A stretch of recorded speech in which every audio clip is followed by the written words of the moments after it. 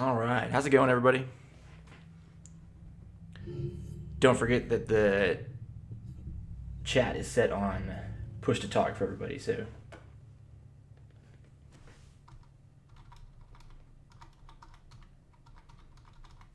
you got to make sure and use that. You can also just type stuff in the 2372 thread.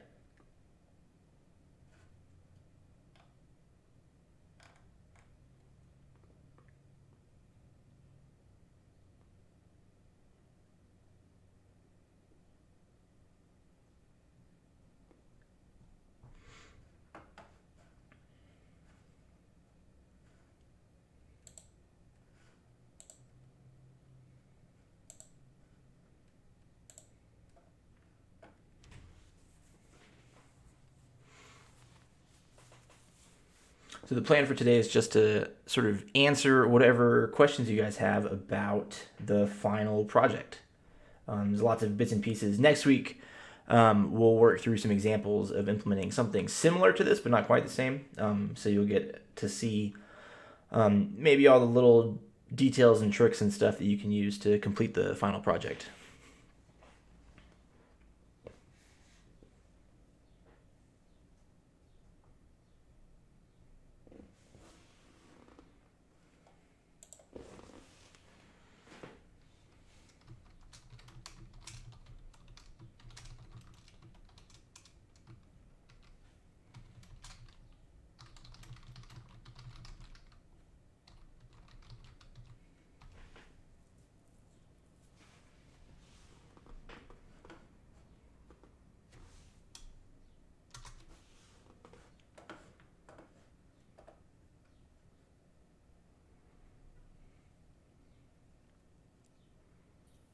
This is being recorded on YouTube, correct?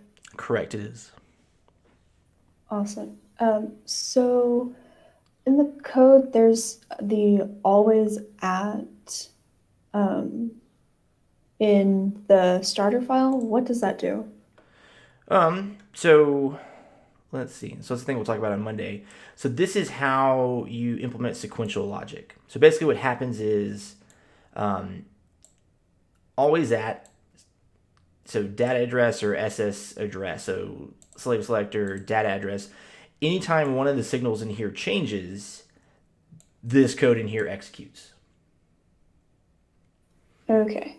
So a really common thing that happens that we won't use in this project, but like if you have a clock, you would say always at pause edge of the clock, and then you do stuff. And what happens is inside here, it actually, you can write it out a little bit more like the code that you're sort of familiar with. Stuff does actually execute from top to bottom, so to speak. So yeah, and this just says anytime the data address input changes or the slave select address changes, execute what's in between the begin and end. Okay, thank you. You're welcome.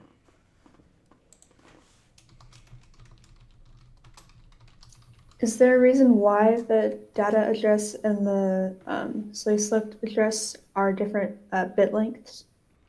Yeah, so everything, the data and the addresses for the data. So down here in the slave device, so in practice, in the real world, this device will be some kind of sensor or something that has, temperature measurements or whatever measurement values stored in these registers. So here to kind of simulate that, we've just created some registers that have sort of random hex values in them to sort of be our simulated sensor outputs. Each of the registers are 7 bits, and each register has an address. Excuse me, each of the registers is 8 bits, and each register has an address that is also 8 bits. So that's why the address, the data address, that's the address for the register you want to look at. So if you want to look at register 5 or get the data out of register 5, you would set the data address to 8 bits hexadecimal 2B. And that's how you would fetch the data from that register. So that's why that's why data adder is 8 bits. As for SS adder, this is slave select. This is the which device you want to pull from. So if I go and look at the test bench, if I can find it, yeah, if I pull the test bench, so notice that even though we're just creating two modules here, right? One for the master device and one for the slave device. We're going to have in the test bench creates one master device and 4 instances of the slave devices. So these are all the same Verilog module. We've just created 4 instances of them. And we need to be able to address one of them individually. So what you do when you set SS adder, that's saying I want to talk to device 0 or device 2 or device 3. And this data address is which register I want to pull from in that device. And since there are only 4 devices, then you're only selecting 0, 1, 2, or 3, so we only need 2 bits to do that. So that's why SS adder is only 2 bits. Okay. So for the registers, you have them set equal to, like for the first one, register 0, it's 8-bit hexadecimal 41. But then the comet, it's a different address. Yeah. Why? No. Okay. So that's a fantastic question. So why are these numbers different? That's because this is the information. This is the number that's in the register. Right. So that's the actual sensor measurement or whatever. So that's the data that's in the register. The address is our pretend location for that register. So all registers in all devices have an address, a place in memory where they live, and that's what this address is. So again, if I go over to the test bench, notice that the first thing the test bench does is it loads all these different addresses into this array. And then here is the data that should be at each of those addresses. And that's what we use to do the comparisons. Okay. Thank you. So yeah, so the first for register 0, the 41 is the data in that register, and 1A is the address for that register. And I included in that the link that I emailed out to you guys from that SparkFun blog post explains in a lot more detail about what a lot of this means, like what we mean by master and slave select and stuff like that.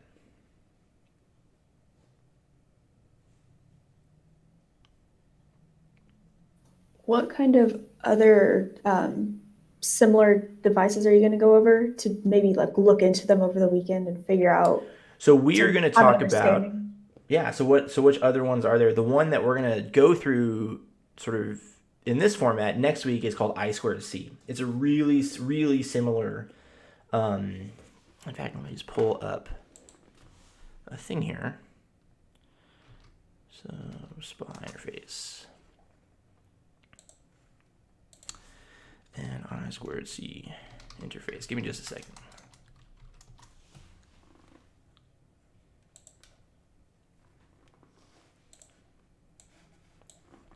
The only real difference between, so SPI, this is what we're building, between SPI and I²C is that SPI uses these individual SS, these slave device select channels, to tell which slave device, hey, listen to these bits. So these get accessed individually, which actually makes it a little bit simpler to implement. That's why it's the one that you guys are going to do. Whereas I²C takes all of that and condenses it down to just 2 wires, an address wire and a clock wire. And the master and slave all talk on the same line. So in SPI, we use a different line to just tell which device to listen. And whereas in I²C, we actually broadcast the address of the device, and the device has to listen and go, oh yeah, that's me, and then respond with the data.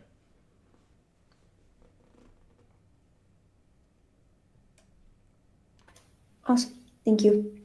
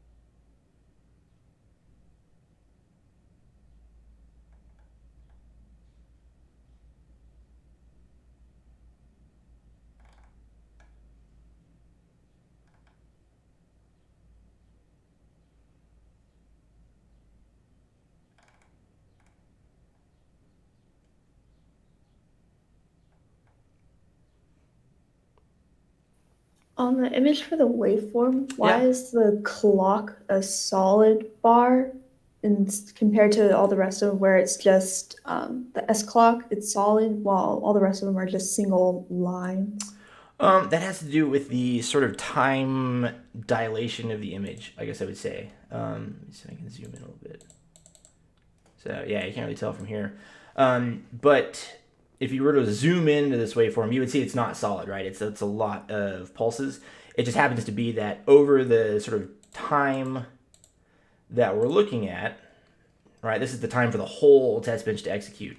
The actual like toggling of that serial clock is relatively small, so it just looks like it looks like a solid bar when we looked at it zoomed out. But if we were to zoom in on it, it would look like a normal clock pulse signal. Okay, thank you. You're welcome.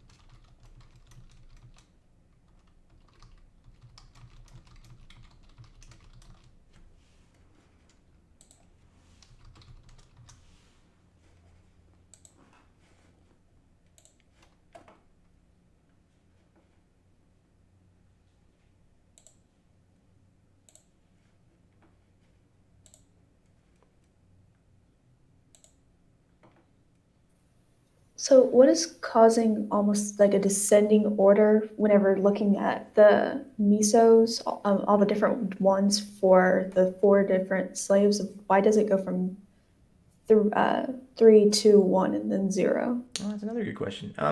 So the test bench is going and looking at them all individually. So it's kind of difficult to pick that out from the code here. But what's happening is it's essentially the test bench is going and saying and telling the master device, hey, go grab the data from all the registers from this device. And when that's done and it checks them all off, then it goes to the next device. So what you're seeing in the waveform is each of the individual slave devices responding to their commands, right? So when we see meso, so meso stands for master in, slave out. So this is a signal coming from one of the slave devices to the master device. And so you can see this first time, 3 was the one that gets accessed first. Then when it's done, we go and we talk to 2. And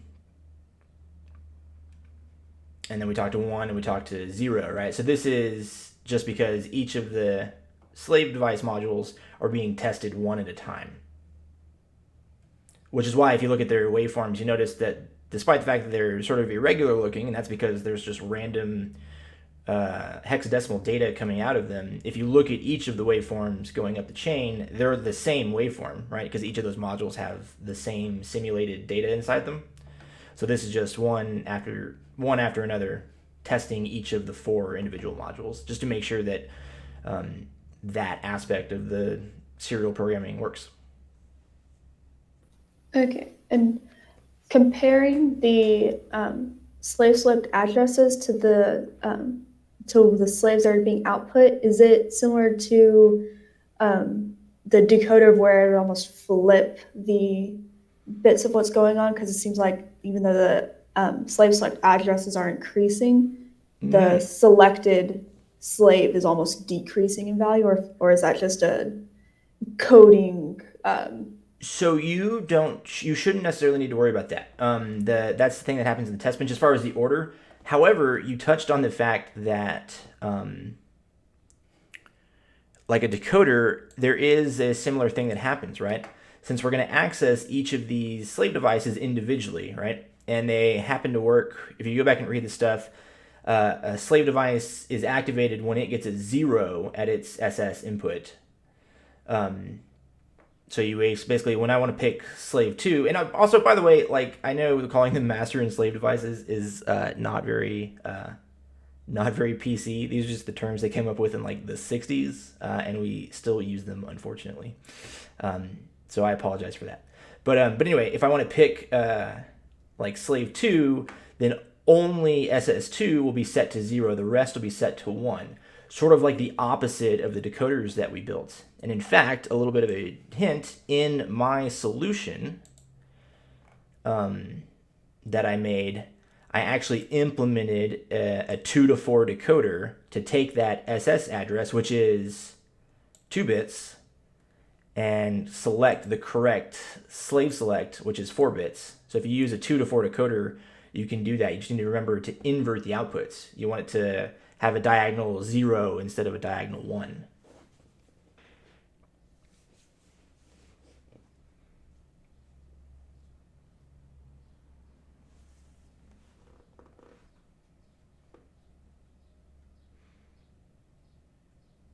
Did that sort of answer your question? Yes, thank you. You're welcome.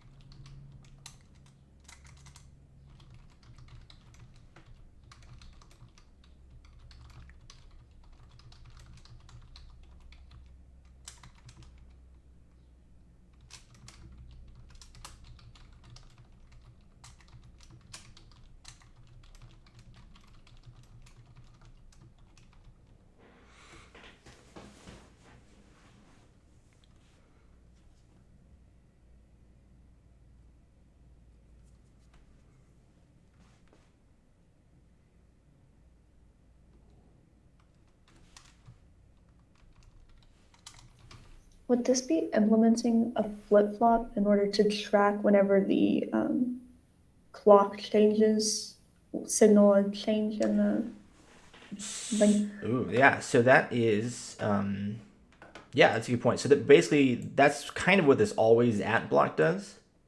And so down here in the slave device, you're probably going to want to do something along the lines of this, right? Always at pos edge of S clock, begin and end, and then have it run off of that. So that's how you do the sort of flip flop, triggering at the positive edge, sort of thing. Okay, cool.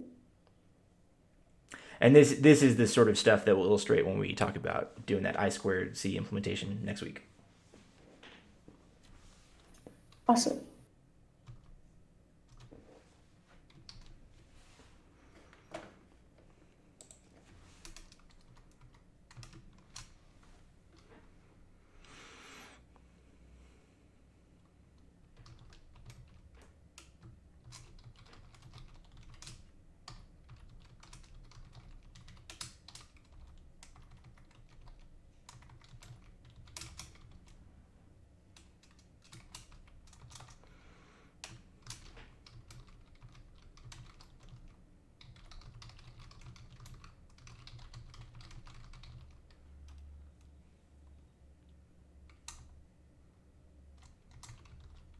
Is the data that we would be sending from the master to the slave devices consistent between all the slave devices?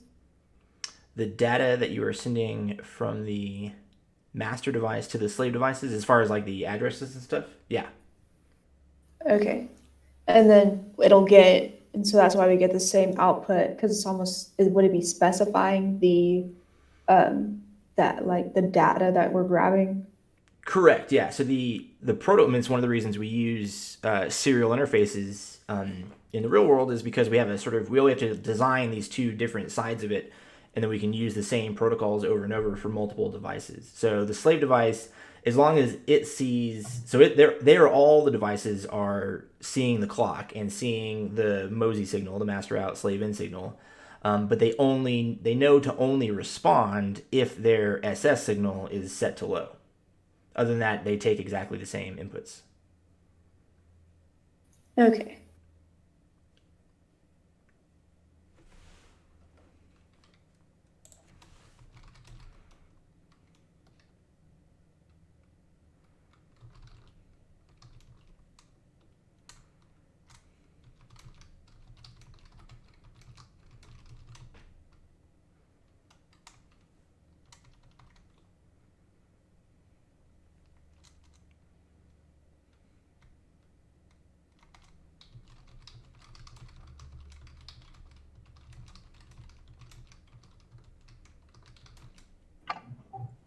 Just a quick question about the inside the always at. Do we need to call the slave device inside of it? What do you mean? The always at with the data address and the SS address? Okay, and what was your question? Do we need to call the slave device inside of that one? No. Okay, so this is a good question. So no, we're not calling the slave devices. Again, this goes back to the very first HDL assignment that we did, right? We're describing two very separate devices, right?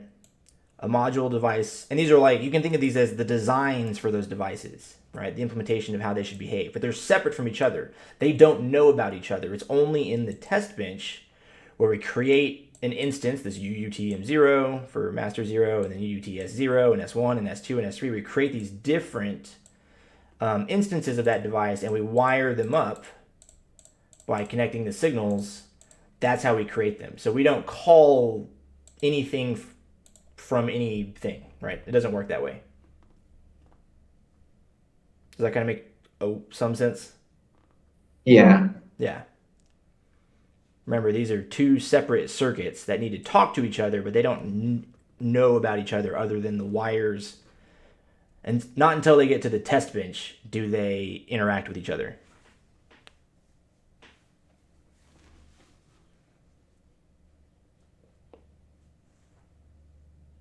So there wouldn't be any instances of referencing the slave device in that always No. data address? Nope. Okay. No, you'll never reference the slave device. All you do is sort of just push the bits to these outputs, right?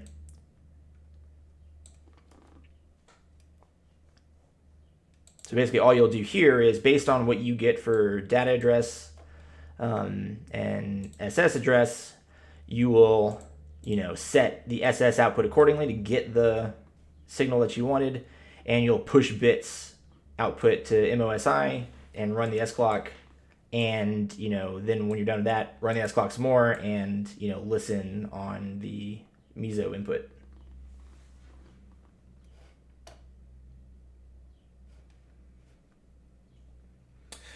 Michelle Wester asks, the website doesn't talk much about the logic behind the SPI. How do we go about finding, deriving that? That's the point of the project, right? So that website does a great job of sort of describing the theory of operation. The logic of how to implement that is entirely up to you. That's the part that you have to sort of engineer and come up with on your own. That's the challenge part of the assignment.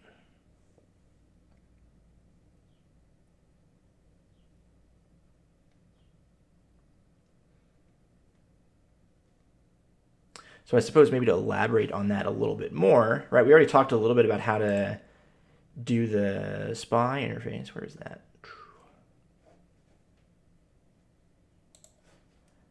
If I bring this back, right? So here it describes sort of what the clock should look like, right? It shows that, the first 8 pulses of the clock are where the Mosey, the master out and slave in, gets transferred. So you set the bits for the address that you want, and you push them out with the first 8 pulses, and then on the second 8 pulses, you're listening to the bits on the input and you're recording them somehow, right?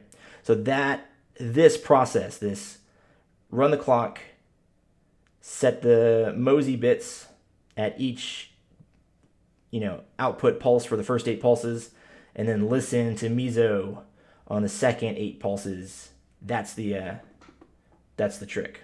That's what you have to implement.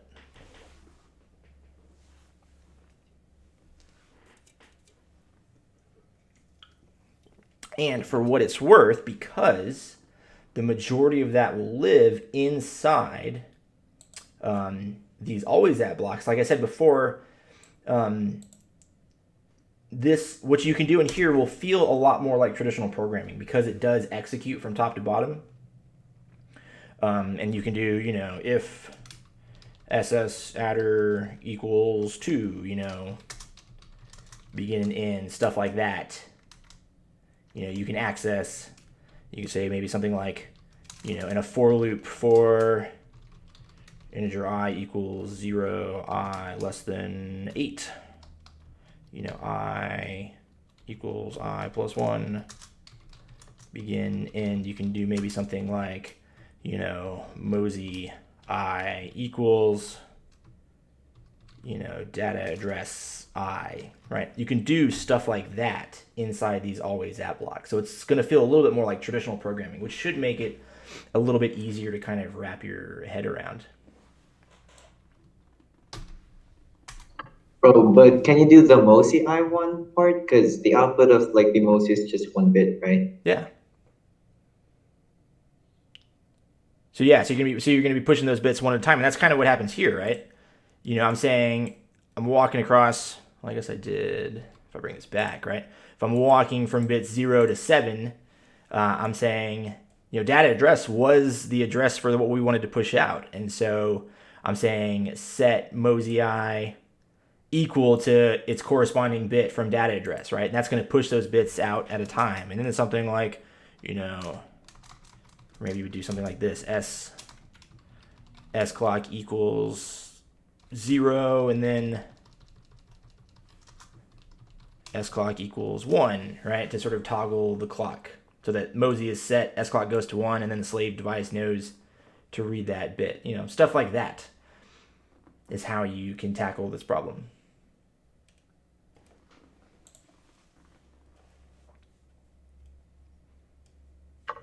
And for like the slave device, since it has multiple register, are we like gonna do like a double for loop for that one? Like one loop would go through like all the register, and one loop that's going to go through each beat.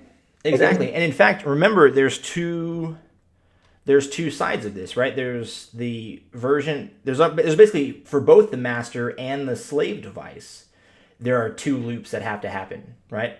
They both involve 8 pulses of the clock, but the first one is when the master is writing and the slaves are listening, and the next one is when the slave is writing and the master is listening. So both of them are going to have 2 separate loops that happen. One where, one is writing and one is reading, and one when the other is writing and the other is reading.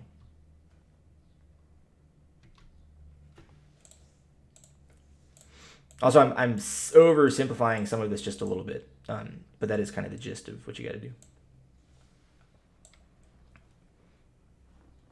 That's just a note for the folks that are going to copy and paste this and then email me asking me why it doesn't work.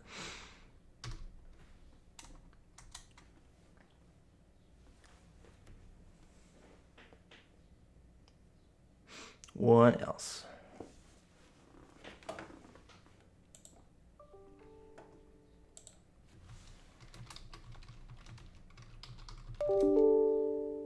And the register data part on the master device, is that the one that was grabbed from the slave device?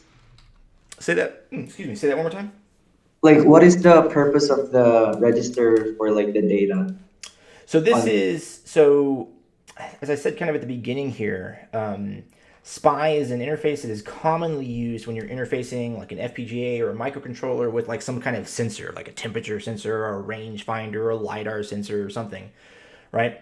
And the measurements that those sensors take will be stored in registers, right?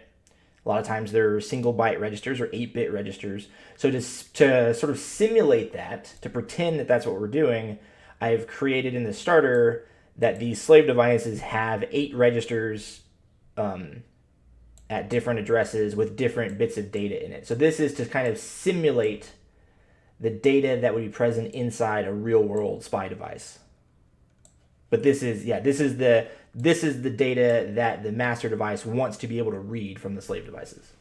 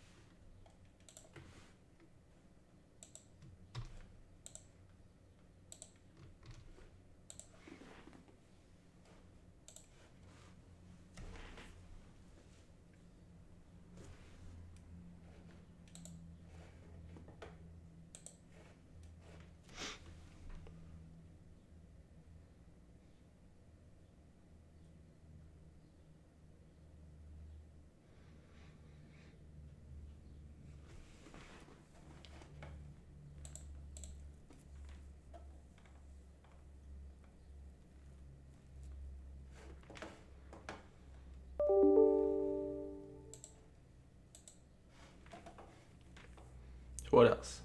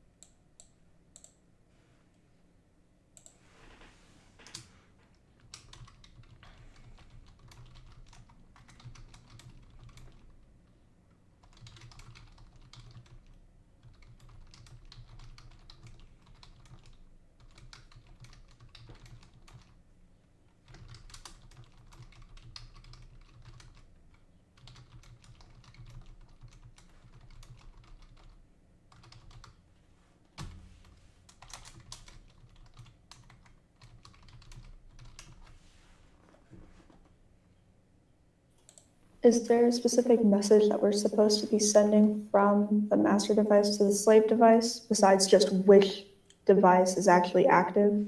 So you're going to be sending, of course you're going to be setting SS to say which device is active, and the message you're sending is the address. So you're going to send, if you're wanting to access register 2, you're going to send during those first 8 pulses of the clock, the binary version of 1C to tell the slave device, hey, I want the data from register at 1C. So that's what you're sending. The master sends the address, and the slave sends back the data at that address. Okay, thank you. You're welcome. Can you clarify more why the SS is 4-bit? Why is the SS 4-bit? Because there are, in the test bench that we're using, we're creating 4 slave devices. So we need 4 bits of data bus to access each of them individually. Remember, because the SS will be set to 1 except for the device that we want to access. That one's SS line will be set to 0. So if it's 0, then that's the device that we want to access. And if it's 1, they're not going to be used, right? Correct. Yeah.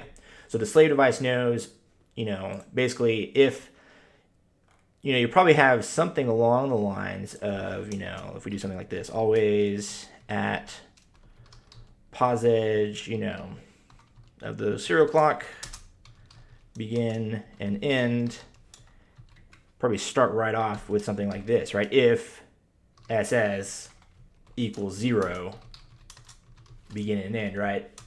So it knows only do stuff if its SS is equal to 0, and don't do anything if it's equal to 1. In fact, that's exactly what you should do.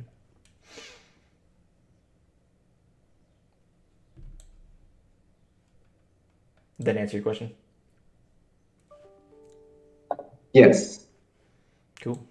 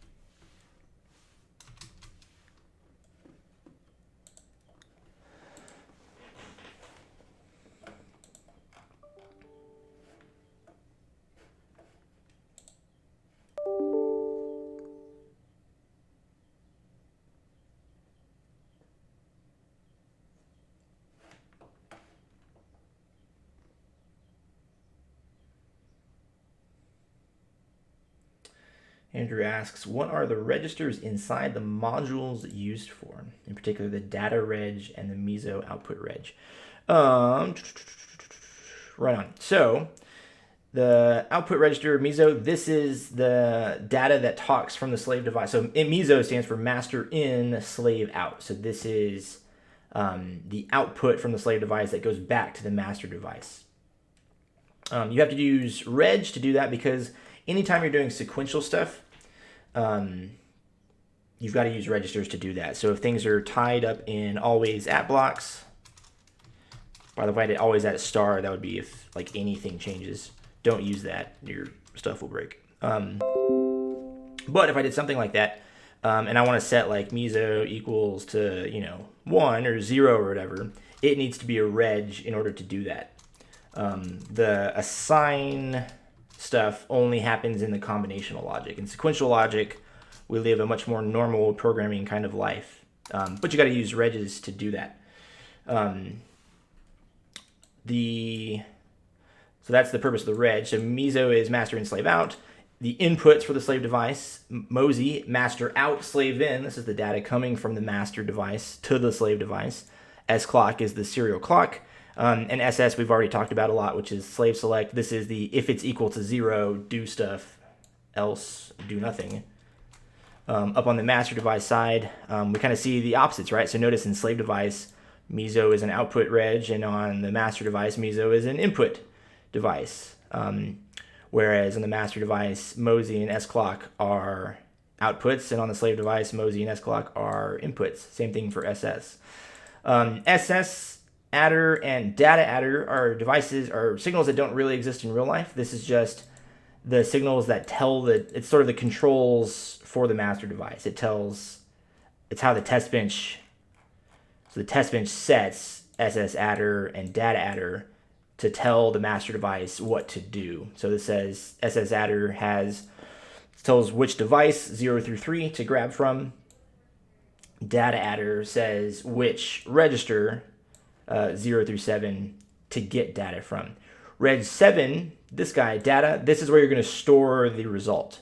This is how we'll read the output. So reg data is when you're reading, the master device is reading the data back from the slave device, you're going to store that data in the data register. Notice in the test bench, that's where we go to look at. We say, right here, this is where the important part happens, right? If, so UUTMO, that's the identifier for the master device, UUTMO. And basically what we're saying is if UUTMO.data, so that data register, is equal to test case is J. Test cases is this array that has the values that should be in those registers. That's how we determine a pass-fail for that particular test case. So data is where we store the final result. Because really all that's happening in the test bench is there's a lot of setup that happens. And then all it does is it iterates through all of the slave devices and all of the register addresses and says, set the SS address, set the data address, and then we wait for 500. This is to wait enough time for this operation to complete itself. And then once enough time has passed, then we go and say, hey, master device, tell me what's at your data register. Is it what it should be? And if it is, then we mark that one as a pass. And if it's not, we mark that one as a fail.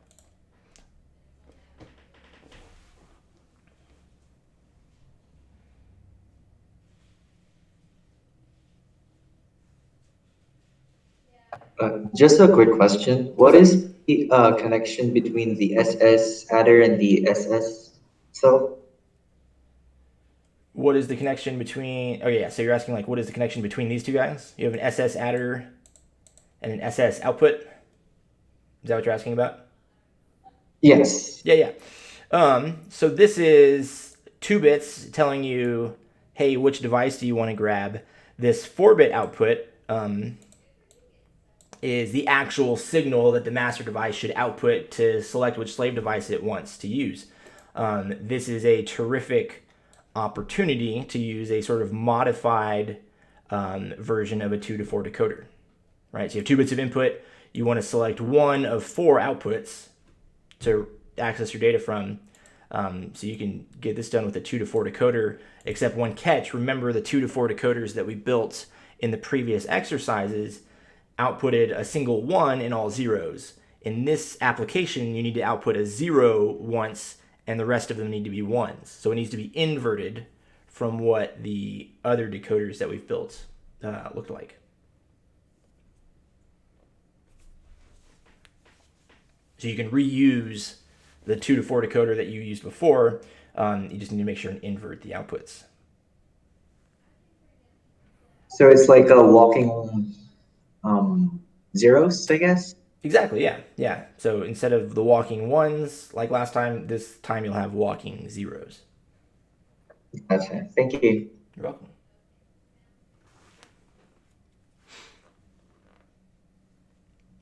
What else?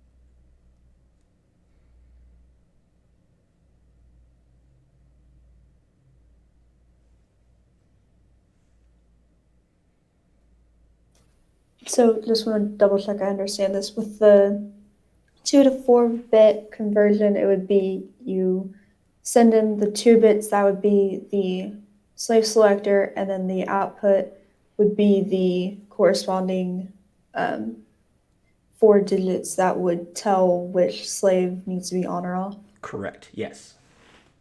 Okay, thank you. You're welcome.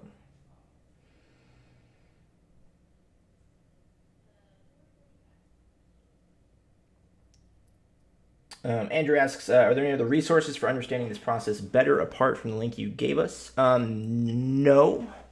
The link that I gave does, this diagram explains it about as good as it gets, and about as basic as it gets. This diagram right here is what you guys need to go ahead and build. So yeah, the rest is, like I said, we'll talk about next week on Monday, Wednesday, and Friday. We'll work through a similar and actually slightly more difficult to implement serial protocol that's similar to this. So you'll see all the sort of Verilog stuff that you need to see in order to make this happen. But as far as understanding SPI, man, I've never in my career found a better explanation of SPI than this SparkFun article. There is no deeper meaning. There is no greater understanding than what is on this diagram.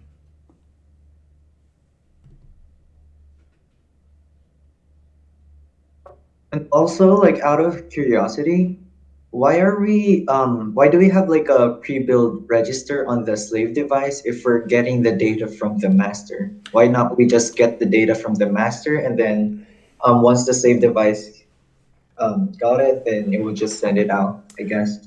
So it sounds like you misunderstand what the data means, right? So the slave device does not get data from the master. The master sends the slave device an address, right? Down here in these comments for H1, there says address for the first register 0 has address hexadecimal 1A. Register 1 has address hexadecimal 1B, and so on and so forth. The master sends the address, and the slave returns the data. Does that make sense?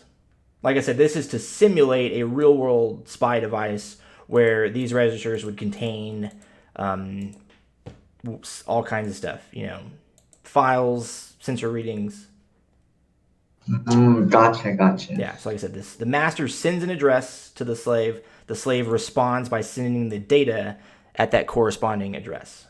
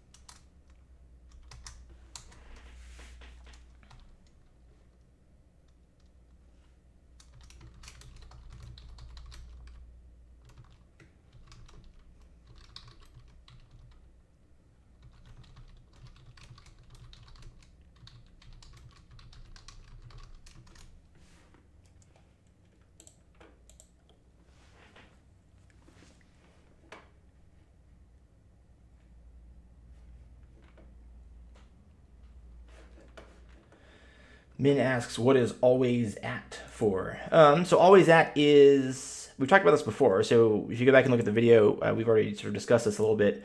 Basically, it says whenever one of these signals changes, a much more common implementation of always at is, always at pause edge of the clock, right, to keep stuff sequential with the clock. So whenever these signals happen, or in the case of what we were just doing, this says anytime the data address input changes or the slave select address input changes, you execute this code. And as I said before, one of the advantages is everything inside here, you can actually write more like traditional sort of C or Python or Java code. It happens sequentially. You can use for loops and if else and stuff like that.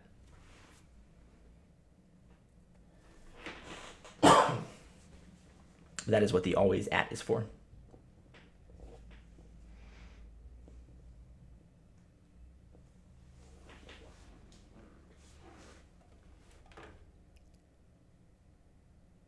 So on the always at, do we need to have like a statement that would end the loop? What do you mean? I kind of thought of like always at as like a for loop. No, it's not a for loop. It's the closest analog to traditional programming that this is, which depending on your experience level might still confuse you, is what's called an interrupt. So basically it says whenever this happens, do this, or whenever these signals changes, whenever one of these goes from 0 to 1 or something like that, anytime one of these changes, you go on and execute this code. Now inside this code, you can do stuff like say, if ss adder is equal to 2 or something like that, and then, begin and end, or, run a for loop for integer I equals 0, I less than 8, I equals I plus 1, whoa. And then in that one, begin and end Verilog uses begin and end instead of like the curly braces that a traditional language uses. But stuff like you can do stuff like that inside an always at block. Whereas outside of an always at block, you're stuck to only doing stuff like the assign x equals y sort of thing. Gotcha. Thank you. You are welcome.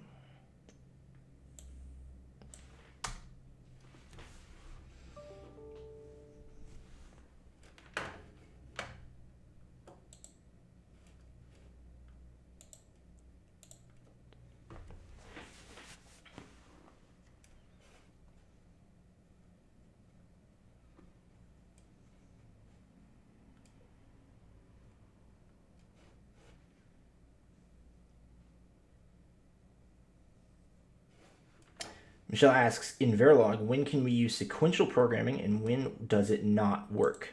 The simplest answer to that question is you can use sequential programming inside of an always at block, and it will not work outside of an always at block. So always at. So, for example, you could have done in... I don't know. So you could also do some like weird combinational stuff if you did like always at star. So always at star says like if any of the inputs at all change, the clock, the data adder, anything, it doesn't matter. Execute stuff. So you'll see some people sort of cheat.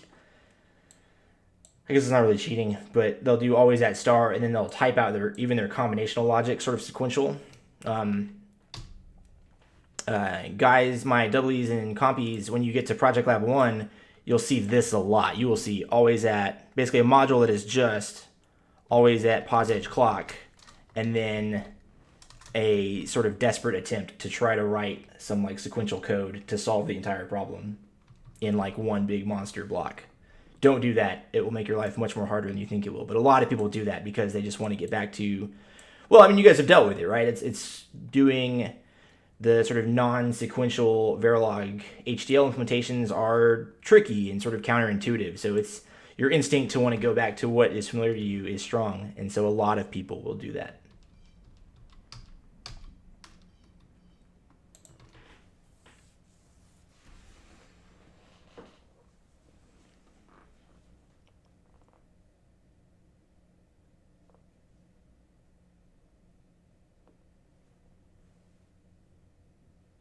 I got about 5 or 6 minutes left. For implementing the flip-flop as part of the slave module, it would be a negative edge, correct? Because you care whenever it goes from 1 to 0. No. So there's a couple different ways you could do that. So you care about when SS goes from 1 to 0, but that's not where the signals happen.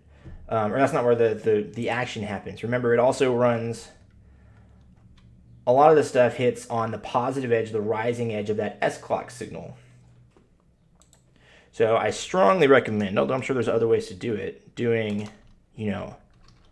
always at the pos edge of the S clock, the serial clock, begin and end. And then inside there, you could do something like, if SS is equal to 0, that sort of thing. Okay, so pay attention to the clock and then check the selector. Yeah, run off the clock and then use the other signals to sort of check and do things. Okay, thank you. Yeah, you're welcome.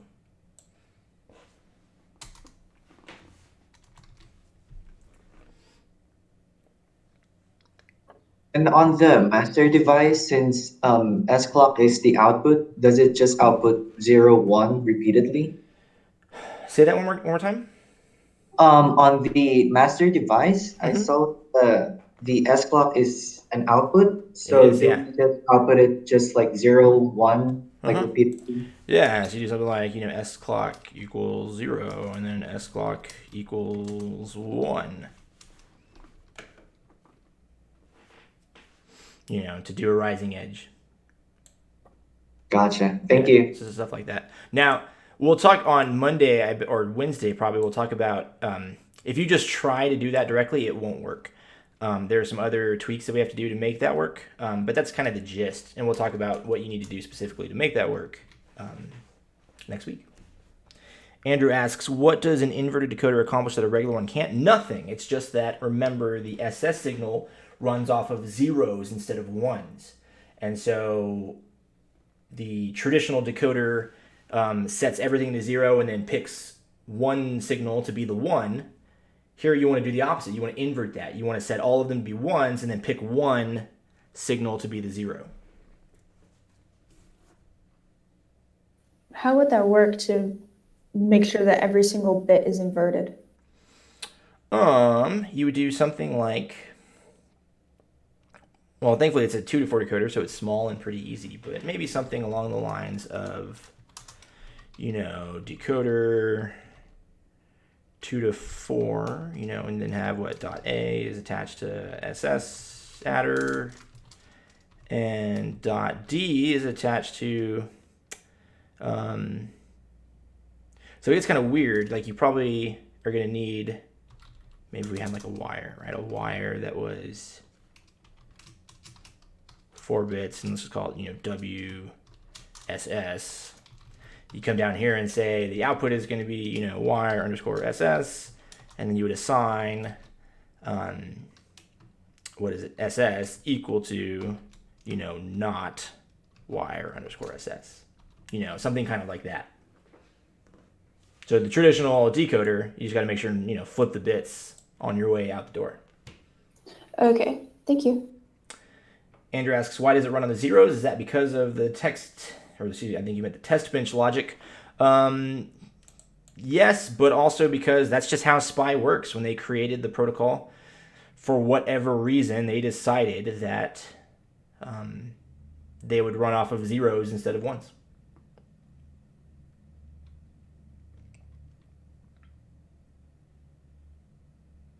This actually probably has to do with the fact that when this communication protocol was invented, the transistor technology at the time made it easier. It was actually easier to have everything be at high voltage and only pull it to 0 when you needed it. Whereas now with our traditional CMOS logic, it's a lot easier to keep things at ground and then bring them up.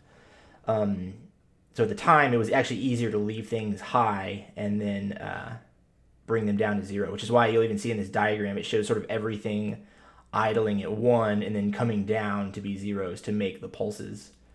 That's just a interesting quirk of how SPI works.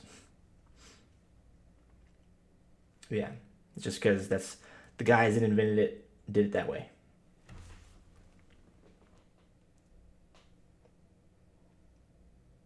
All right, we have time for one more question.